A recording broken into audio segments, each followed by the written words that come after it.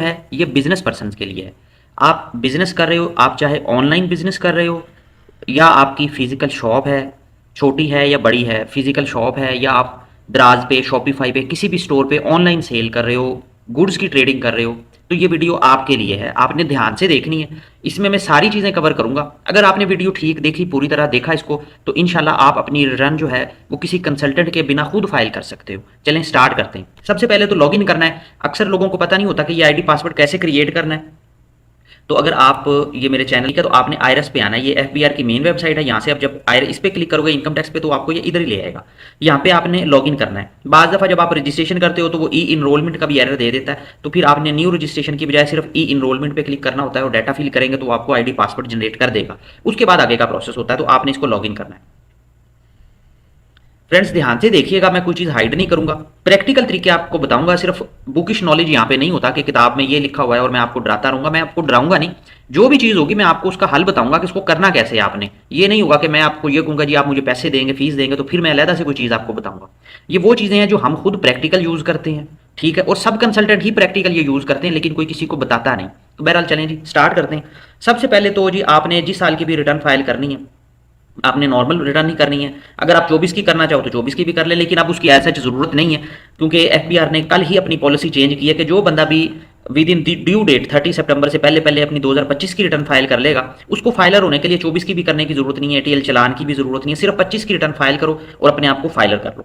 जब चलो जी स्टार्ट करें। यहाँ पे अपने 25 लिखना है और इसको ओके करें और कंटिन्यू करें। अब वो यहाँ से जैसे ही आगे विंडो ओपन होती है तो ये आपसे कुछ इन्फॉर्मेशन लेगा, आपने वो इसको देनी, ठीक है। यहाँ पे आपने यस करना है, क्योंकि हम बिजनेस पर्सन की कर रहे हैं तो आपने इसको यस ही करना है। कंटिन्यू करें। यहाँ पे आपने किसी को कुछ नहीं करना, इसको बस यस करना है और आगे चलना है। आप यहाँ पे पढ़ने ना बैठ जाएं कि पता नहीं क्या चीज़ है, कुछ भी नहीं है भाई, उसका कोई काम नहीं है। जो असल काम है वो यही है जो पहले हम करते थे। बहरहाल जी आ गया फॉर्म आपका, इसमें जी आपने आना है बिजनेस में। अब देखें, अब मेरी बात को जरा आपने ना गौर से सुनना है। जो मैं आपको यहाँ पे कंसेप्ट दे रहा हूँ ना, ये प्रैक्टिकल मैं चीज़ आपको बता रहा हूँ। अक्सर लोग ये कंफ्यूज होते हैं कि जी मैं अब सेल्स अपनी यहाँ पे कितनी शो करूँ। ठीक है, मेरी बैंक स्टेटमेंट में तो 4 करोड़ की क्रेडिट एंट्री आई है, तो अब मैं सेल क्या 4 करोड़ की डालूं? ठीक है, मैं कितनी सेल डालूं? देखें, आपने जो सेल डालनी है ना, वो आपने अपनी परचेज को देख के डालनी है। कभी भी आपने अपनी क्रेडिट एंट्रीज को अपनी सेल्स कंसीडर नहीं करना, और ना ही प्रैक्टिकली ऐसा होता है। जैसे कोई भी बिजनेस है, फैक्ट्री है, कुछ भी है, जरूरी नहीं होता कि जितनी क्रेडिट एंट्रीज हैं वो सारी की सारी आपका रेवेन्यू या सेल्स हो। अक्सर ऐसा होगा कि आपने कैश निकाला, बाद में कैश दोबारा डिपॉजिट करवा दिया, वो क्रेडिट एंट्री आ गई। ठीक है, आपने किसी को उधार दिया था, उसने वापस डिपॉजिट करवाया, वो क्रेडिट एंट्री आ गई। इसके ऊपर सुप्रीम कोर्ट की जजमेंट भी अवेलेबल है। तो क्रेडिट एंट्रीज जो है उसको आपने कंसीडर नहीं करना, मतलब आपने सेल को क्रेडिट एंट्री से मिक्स नहीं करना कि जी क्रेडिट एंट्री है तो मेरी सेल है।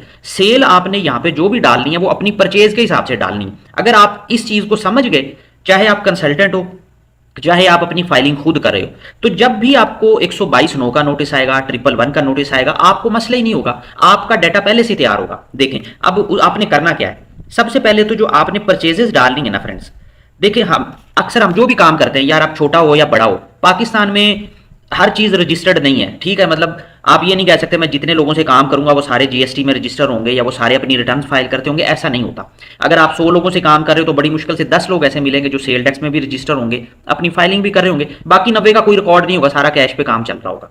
तो अब तरीका आपने क्या करना है, यहाँ पे जो परचेजेज आपने लिखनी है ना फ्रेंड्स, आपने उसकी परचेजेज लिखनी है जिस कंपनी को के साथ आप बिजनेस कर रहे हो और आपको पता है कि ये कंपनी भी अपनी फाइलिंग कर रही है, वो आपको पक्का इनवाइस दे रही है या आपको प्रॉपर इनवाइस दे रही है, और आप उसकी जो पेमेंट कर रहे हो वो कैश में नहीं कर रहे, आप उसकी पेमेंट उसके डायरेक्ट बैंक टू बैंक कर रहे हो, यानी कि अपने बैंक के अकाउंट से उसके बैंक में डाल रहे हो या उसको क्रॉस चेक दे रहे हो। आपने वो परचेजेस कंसीडर करनी है।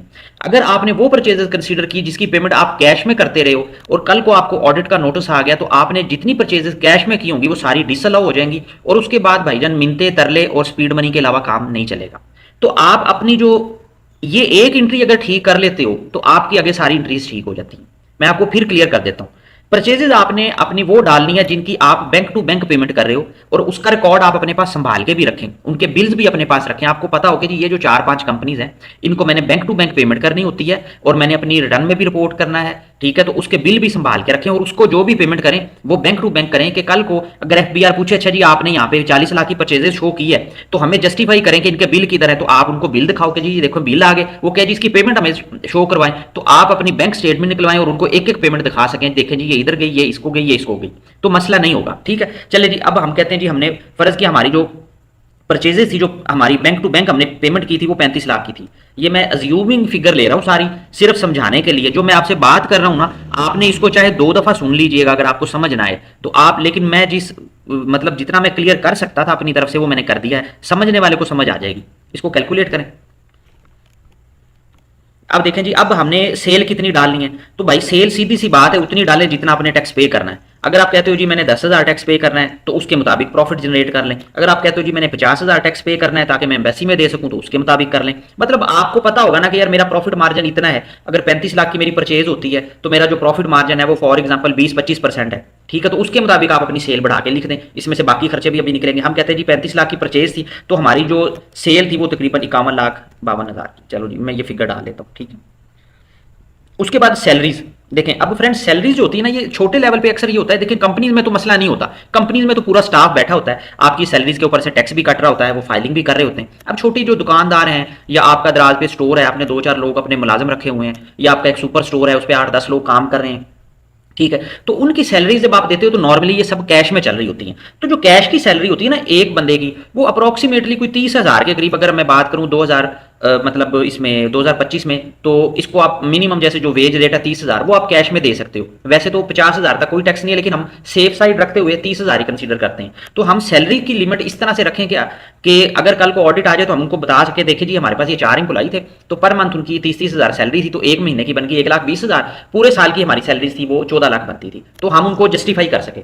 तो आपने सैलरीज थोड़ा सा इस तरह से रखनी है। हम कहते हैं जी हमारी जो सारी एम्प्लॉइज की पूरे साल की सैलरी थी वो 6.5 लाख बनती थी। अब इसके अंदर आपका आ जाता है दूसरा, ये यूटिलिटीज आ जाती है जी। अब इसमें यूटिलिटीज में जो पावर है ना, बिजली के अपने बिल जो है ना वो जहाँ पे बिजनेस प्रेमिसेस है या कोई गोदाम है, वो बिल आप टोटल करें। देखें ये जो बिल्स है ना, मैं कभी भी जब आपकी पर्सनल वर्किंग करते हैं वेल्थ स्टेटमेंट की, कभी भी मैं आपको नहीं कहता कि घर के बिजली के बिल का टोटल करें।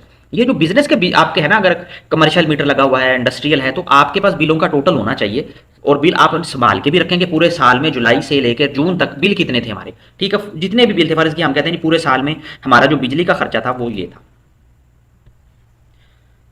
उसके बाद स्टोर स्पेयर का छोटा सा कोई खर्चा डाल दें, ठीक है। रिपेयर मेंटेनेंस कोई डालनी है तो अगर आपकी हुई है तो वो थोड़ा बहुत उसका डाल दें आप। और अदर इनडायरेक्ट एक्सपेंस में कोई 1-1.5 लाख जितनी फिगर आप डाल दें, जैसे कि आपके और भी खर्चे हो जाते हैं, कभी कोई गेस्ट आ जाता है, कभी कोई ऐसा छोटा मोटा खर्चा जो यहाँ पे नहीं शो रहा वो इधर डाल सकते हो। अब देखिए जी यहाँ पे हमारा जो प्रॉफिट ये दिखा रहा है ये 4,47,000 दिखा रहा है, ठीक है।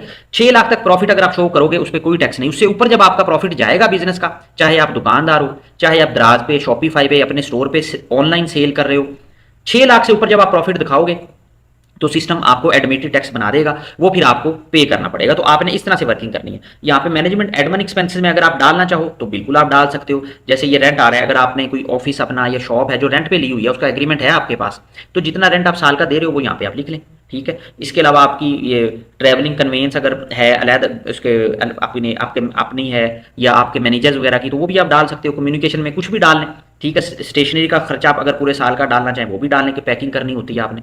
प्रोफेशनल चार्जेस आपने कोई टैक्स कंसल्टेंट हायर किया हुआ है, ठीक है, कोई लॉयर है, कोई भी है, आपने उसको साल का जो भी देना है आप उसकी फीस डाल लें। ये मैं अपनी फीस नहीं डाल रहा, ये मैं आपको वैसे ही बता रहा हूँ। चलें इसको कैलकुलेट करें जी। अब ये देखें आपका जो टोटल प्रॉफिट है ना वो 397,500 आ गया। यहाँ पे आप कंप्यूटेशन में आएंगे ना तो आपको यही फिगर दिखाएगा। ये देखें जी, ये आपका प्रॉफिट आ गया, इस पे देखिए कोई एडमिटेड टैक्स नहीं बन रहा, ठीक है। 6 लाख से ऊपर जैसे ही प्रॉफिट जाएगा तो ये आपका टैक्स बना देगा। ये मैं आपको सॉरी ये दिखा भी देता हूँ मैं आपको, ये देखिए। तो आपने इस हिसाब से वर्किंग करनी है कि टैक्स कितना पे करना है यार, उसके मुताबिक बना लें। मैं इसको रेवेन्यू को बढ़ा देता हूँ, मैं कहता हूँ उसको रेवेन्यू को हम कर लेते हैं 55,25,000 कैलकुलेट किया, ये देखें 770 बन गया। अब जब आप आएंगे ना इसमें कंप्यूटेशन में, ये देखें अब ये आपको एडमिटेड टैक्स बना है, ठीक है। अच्छा फ्रेंड्स ये वर्किंग तो आपकी ये हो गई। अच्छा इसके अलावा देखें इसमें ना आपने एक और चीज़ भी ध्यान में रखनी है। जब आप बिजनेस की वर्किंग कर रहे होगे ना, ये देखें आप इसमें मैन्युफैक्चरिंग ट्रेडिंग में आएंगे, देखिए अगर तो पिछले साल आपने कोई क्लोजिंग स्टॉक लिया था, जब पिछले साल की फाइलिंग चेक कर लें, ठीक है, या आपके कंसल्टेंट ने क्लोजिंग स्टॉक डाला था, यहाँ पे फिगर पिछले साल आ रही है 24 में, तो वो इस साल आपने यहाँ पे ओपनिंग में लाजमी डालना है, उसको बोलना नहीं, वरना नोटिस लाजमी आएगा, ये अपने पास नोट कर लीजिएगा, ठीक है। पिछली फाइलिंग इसको लाजमी चेक करनी है जब भी बिजनेस की अपनी फाइलिंग करोगे। अगर तो क्लोजिंग स्टॉक डाला था तो ओपनिंग डालें, अगर पिछले साल क्लोजिंग कोई नहीं था तो ओपनिंग कुछ नहीं होगा। अगर आप कहते हो मैंने इस साल क्लोजिंग डालना है अपना, जैसे आपकी मोबाइल फोन की शॉप है, आपका बुटीक है, ठीक है, आपकी सुपर स्टोर है, आपको पता है कि यार एट अ टाइम मेरे पास तकरीबन जो है 30 से 40 लाख का जो माल है वो पड़ा होता है, या 5-7 लाख का माल पड़ा होता है, तो फिर आप एक हम एवरेज फिगर डाल लेते हैं कि जी हमारा क्लोजिंग स्टॉक 7 लाख था, ठीक। ये आगे भी एक जगह पे फिगर यूज होगी, इसको याद रखिएगा। अगर ओपनिंग क्लोजिंग स्टॉक पिछले साल भी था तो वो इधर आ जाएगा। जैसे ये क्लोजिंग स्टॉक हमने 7 लाख डाला है, जब हम 2026 की फाइलिंग करेंगे तो ये फिर आपका ओपनिंग स्टॉक होगा, ये इधर आएगा, ठीक है, इसको याद रखिएगा। अच्छा, इसके बाद आपने एसेट्स की वर्किंग करनी है, यहाँ पे कैपिटल की अमाउंट आपने लिखनी है बैलेंस स्टेटमेंट से, जो भी आपका बिजनेस हो, ठीक है, ऑनलाइन है, फिजिकल स्टोर है, यहाँ पे आप बिजनेस कैपिटल में उसको ऐड कर सकते हो। देखें, जैसे मैं फर्ज किया कहता हूँ कि जी मेरा द्रास पे एक एबीसी के नाम से मेरा स्टोर है, ठीक है, क्योंकि अक्सर वो ऑनलाइन जो फ्रेंड्स से मुझसे पूछ रहे थे कि जी ऑनलाइन सेल क्या करनी होती है, हमने उसकी वीडियो बनाई। तो ये बिजनेस और ऑनलाइन एक ही चीज़ है। आप ऑनलाइन दुकान बना के बैठे हो, एक बंदा मोहल्ले में दुकान बना के बैठा है, उसमें कोई फर्क नहीं है, कंसेप्ट सेम ही है। आपने इसको इसी तरह करना है। मैं कहता हूँ जी मेरा एक ऑनलाइन स्टोर है और उसका मैं कैपिटल यहाँ पे रख लेता हूँ 2 मिलियन का, मैंने 20 लाख से काम शुरू किया था, ठीक है, ये आपकी वेल्थ स्टेटमेंट में आएगा, इसको याद रखिएगा। और जो कैपिटल में अमाउंट आएगी ना वो यही वाली आपने कैपिटल में लिखनी अमाउंट, ठीक है। अगर पिछले साल आपने फाइलिंग की होगी तो ये ऑटोमेटिकली अमाउंट आ रही होगी, आपको लिखने की जरूरत नहीं। लेकिन अगर फर्स्ट टाइम कर रहे हो या पहले ऐड नहीं किया तो कैपिटल आप अपनी वेल्थ में लाजमी ऐड करें। मैं कहता हूँ जी 20 लाख कैपिटल है मेरा। अच्छा, फिर क्रेडिटर्स में भी मैं 1 मिलियन डाल देता हूँ कि मेरा मार्केट में मैंने जिनसे सप्लायर से माल लेता हूँ तो अप्रोक्सीमेटली साल के एंड पे इतना मेरा 10 लाख का जो बैलेंस था वो आउटस्टैंडिंग था, जो मैंने पे करना था। मैं यहाँ पे अब कहता हूँ जी मेरे पास जो फर्नीचर या छोटे मोटे इक्विपमेंट है वो या कंप्यूटर वगैरह वो तकरीबन 1 मिलियन के वो बन जाते हैं।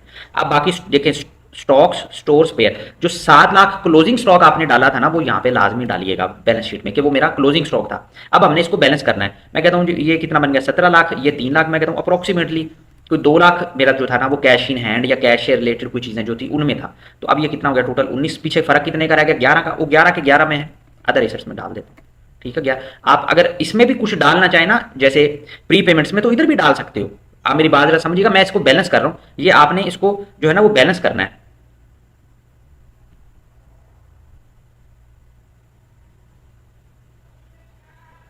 इसको सेव करते हैं साथ साथ, ठीक है। ये 19 हो गया, 1 मिनट, ये आपने बैलेंस करनी है। मतलब ये 3 मिलियन जो इधर आ रहा है ना, इसको ये ऊपर वाला टोटल एसेट्स के साथ आपका बैलेंस होना चाहिए। ये कुछ इसका फॉर्म में इशू बन रहा है, वरना इसको ये बैलेंस कर नहीं रहा।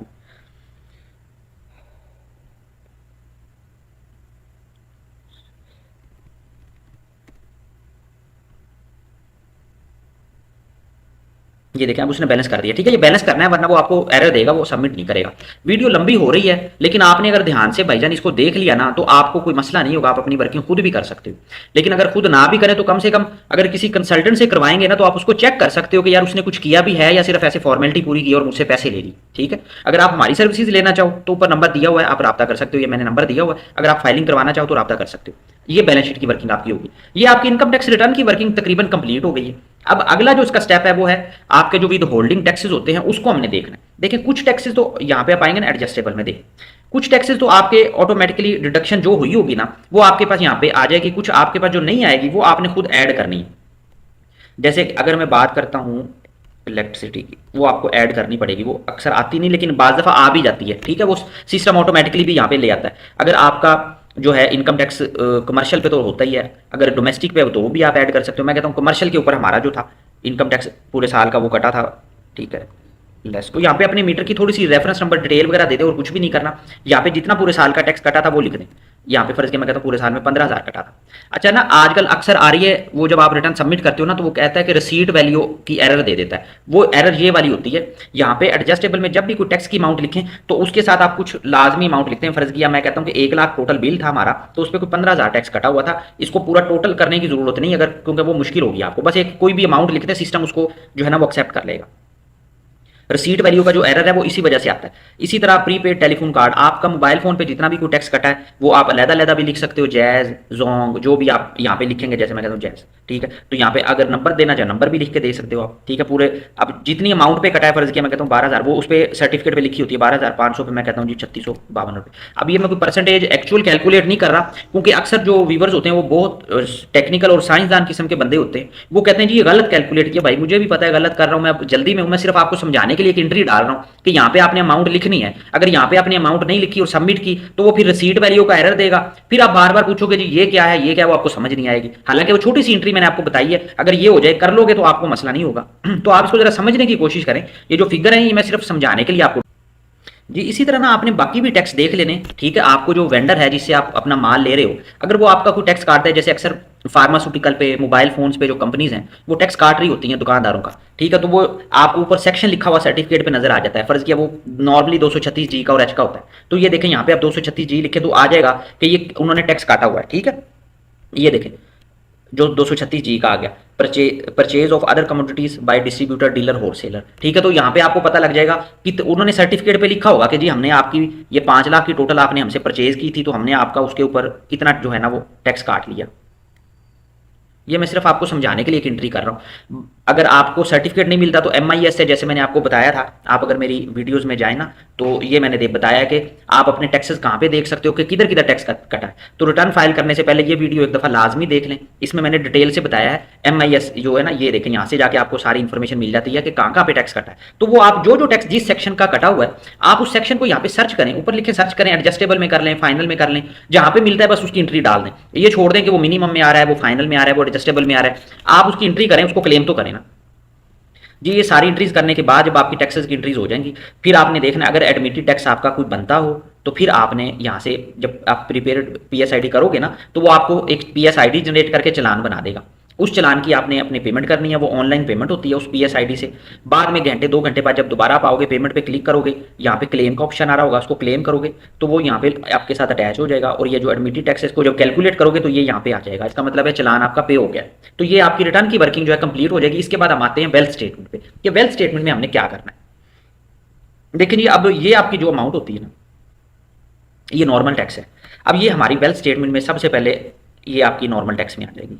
इसको इनफ्लो में आपने ले लेना है कि जी हमारा पूरे साल का जो प्रॉफिट था ना वो ये था। यहाँ पे प्रॉफिट की फिगर आती है, सेल की नहीं आती।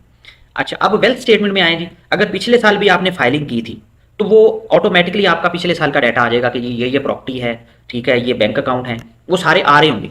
अगर तो वो 30 जून 2025 वाले दिन भी आपके पास चीजें हैं तो वो एज इट इज चलेगी, आपने उसको नहीं डिलीट करना, ठीक है। अगर कोई प्रॉपर्टी पहले भी थी, अब उस पर कंस्ट्रक्शन कर दिया आपने, पहले 50 लाख का प्लॉट था, अब आपने कंस्ट्रक्शन करके उसको 1.5 करोड़ का कर लिया, तो आप उसकी वैल्यू बढ़ा सकते हो। कोई नई प्रॉपर्टी ली है या पहली दफा फाइल कर रहे हो, ऐड करनी है, तो सिंपल सा प्रोसेस है। देखें, प्लस पे क्लिक करें, प्रॉपर्टी का कंप्लीट एड्रेस लिखना है यहाँ पे आपने, कितने मरले है, किस सिटी में है, कौन सा ब्लॉक है, कौन सा सेक्टर है, जो उसके डॉक्यूमेंट पे वैल्यू लिखी हुई है ना भाई, वो आपने सारी लिखनी है डॉक्यूमेंट के ऊपर जो एड्रेस लिखा हुआ है, ठीक है। और जितने का डॉक्यूमेंट पे आपका वैल्यू लिखी हुई है वो डॉक्यूमेंटेड वैल्यू आपने यहाँ पे लिख लेनी है, ठीक है।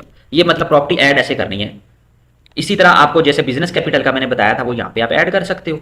और बैंक अकाउंट्स आपने ऐड करने हैं, तो ये देखें जी, प्लस पे क्लिक करें, आपका जितने भी आपके बैंक अकाउंट्स हैं, सिर्फ नॉन बिजनेस बैंक अकाउंट, अगर आपके बिजनेस के टाइटल का कोई बैंक अकाउंट है, जैसे यहाँ पे हमने बिजनेस ऐड किया ABC स्टोर के नाम से या ABC ट्रेडिंग के नाम से, अब फर्ज किया मेरे 5 ABC ट्रेडिंग के अकाउंट है जिनमें करोड़ों की ट्रांजेक्शन हुई हैं, लेकिन उनका जो 30 जून का बैलेंस है वो फ्रेंड्स यहाँ पे नहीं आएगा, ये याद रखिएगा। यहाँ पे सिर्फ आपके पर्सनल बैलेंस आएंगे। इसका बैलेंस किधर जाएगा, इसका जितना भी इनके आपके बिजनेस के अकाउंट्स का क्लोजिंग बैलेंस होगा 30 जून का, उसको आपने यहाँ पे इस वेल्थ स्टेटमेंट में, ये एक बिजनेस की वेल्थ स्टेटमेंट है, आपने यहाँ पे लिखना है कैश एंड कैश इक्विवेलेंट में 4, 5, 2, 10 जितने अकाउंट हैं उन सब का बैलेंस टोटल करके वो यहाँ पे आपने लिखना है एक लमसम फिगर। फर्ज किया अगर वो बनता है 1,95,000 तो आप 2 लाख पूरा कर लें, फर्ज किया वो बनता है 9,55,000 आप 10 लाख पूरा कर लें, ठीक है। मतलब ये कि वो यहाँ पे आएंगे, आप कहीं अपने जो बिजनेस के अकाउंट के बैलेंस है ना वो गलती से इसको वेल्थ में ना ले जाइएगा। अगर आपने वेल्थ में ले गए तो आपकी वेल्थ रिकंसाइल नहीं होगी, आप उसमें प्रॉब्लम में आ जाओगे। यहाँ पे सिर्फ नॉन बिजनेस आएंगे जो आपके पर्सनल हैं, चाहे उसमें बिजनेस की ट्रांजैक्शन हुई है, लेकिन वो अगर आपके पर्सनल अकाउंट है वो सब यहाँ पे आएंगे। 30 जून 2025 का बैलेंस आपने लिखना है, प्लस पे क्लिक करें, ठीक है। अपने IPN नंबर लिख लें, यहाँ पे बैंक का नाम लिख लें, उसको सबमिट करेंगे तो वो ऐड कर देगा। ये चलो मैं कर ही देता हूँ, ये मैं जल्दी कर रहा हूँ, असल में वीडियो लंबी हो रही है, लेकिन फिर भी मैं कोशिश करता हूँ एक एक बात आपको समझा दूँ। वीडियो फिर लंबी हो जाती है, अक्सर फिर व्यूवर जो है वो देखने की जहमत नहीं करते, मेरा भी टाइम वेस्ट होता है।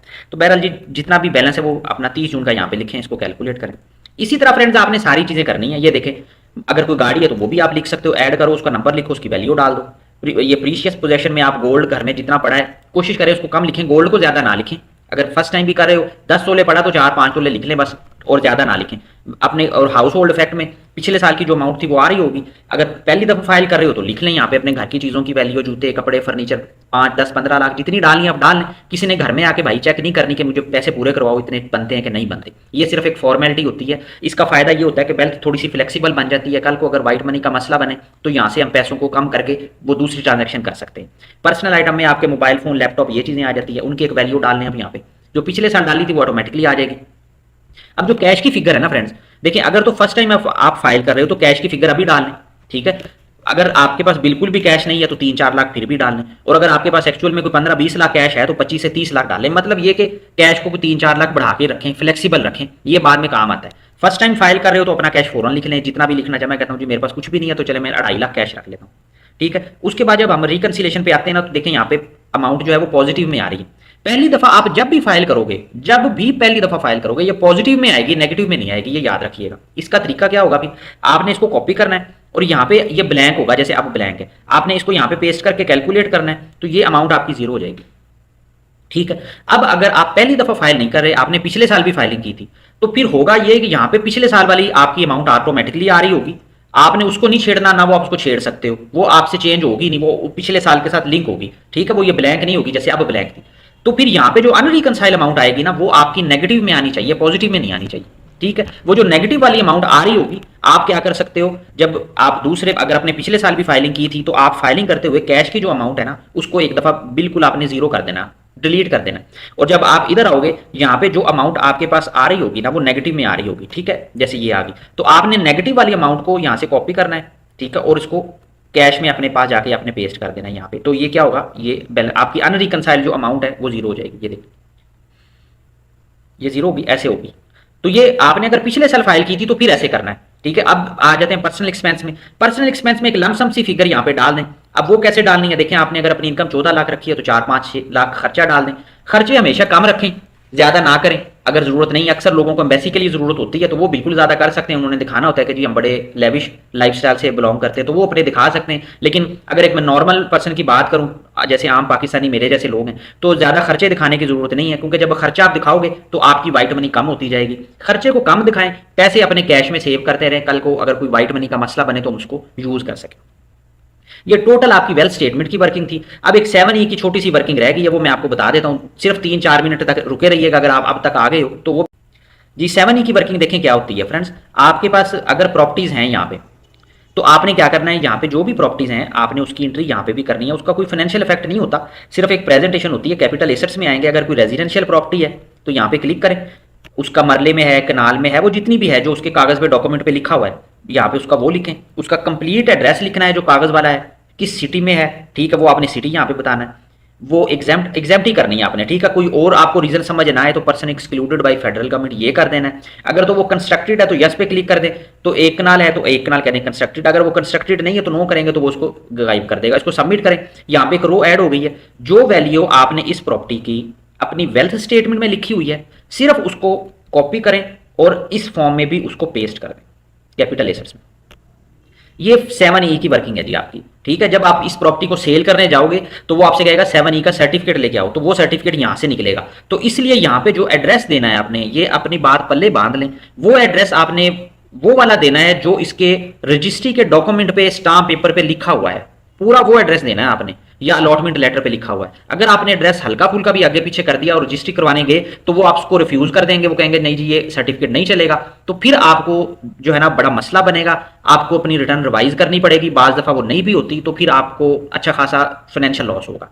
तो ये 7E की वर्किंग थी फ्रेंड्स। अपनी तरफ से मैंने सारी कोशिश की है। फिर भी एक और चीज, अगर आपको बाज दफा वो एरर दे देता है कि जी अटैचमेंट करें, तो यहाँ पे अटैचमेंट में जाके, अब जैसे मैंने एक फाइल रखी हुई है फाइनल अकाउंट की, ठीक है, यहाँ पे पीडीएफ की कोई भी एक ब्लैंक पेपर भी आप इसको अटैच कर दोगे ना तो ये एक्सेप्ट कर लेगा। वो इधर भी कर दें एहतियातन, इसमें भी कर दें, ठीक है, ताकि वो एरर ना दे। और एट्रीब्यूट में आके यहाँ पे आपने बिजनेस अपना सिलेक्ट करना है, जिस टाइप का बिजनेस करे हो। सब और कुछ समझ नहीं आती, अदर लिखें और ट्रेडर पे क्लिक कर दें। ज्यादा साइंसदान बनने की जरूरत नहीं है कि जी मैंने एक्चुअल ही कैटेगरी ढूंढनी है और शाम तक ना मिले तो आप उसको न्यूटन की तरह बैठ के सर्च करते रहो। ऐसा नहीं करना, किसी ने आपको आके कोई अवार्ड नहीं दे देना, सिर्फ ये एक फॉर्मेलिटी है और कुछ भी नहीं है। जो मेन वर्किंग थी भाई वो आपकी ये बिजनेस वाली थी जो मैंने आपको समझाई है, और मैं उम्मीद करता हूँ आपको समझ आ गई होगी। इसको सेव करें और इसको जब सबमिट पे क्लिक करेंगे तो ये आपकी फाइल का कह देगा पिन दें और आपकी फाइल जो है वो सबमिट हो जाएगी। इंशाल्लाह एरर नहीं आएगा। उम्मीद है वीडियो अच्छी लगी होगी, काफ़ी लेंथी होगी उसके लिए माजरत, लेकिन अगर अच्छी लगे तो इसको लाइक और शेयर ज़रूर कीजिएगा। अपना बहुत ज़्यादा ख्याल रखिएगा। अल्लाह ताला आपको बिजनेस में